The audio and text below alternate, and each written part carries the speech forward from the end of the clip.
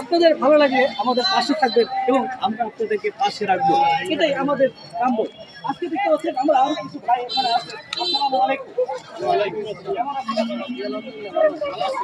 আপনারা যে ইফতার যে আয়োজন করছেন, কি উপলক্ষে ইফতার আয়োজন করেছেন?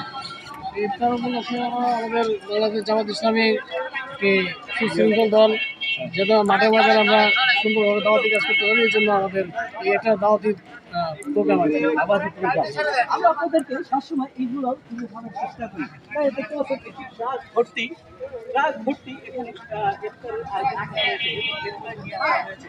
আমরা আপনাদেরকে এই যে ব্যবস্থাগুলো এবং সুন্দর একটি ব্যবস্থার মাধ্যমে এখানে দায়িত্ব কে আছে? এখানে দেখতে পাচ্ছেন গাড়িটা থেকে নামে গাড়িটা ছেড়ে দিতে হবে। গাড়ি বরাবর একজন যাবে।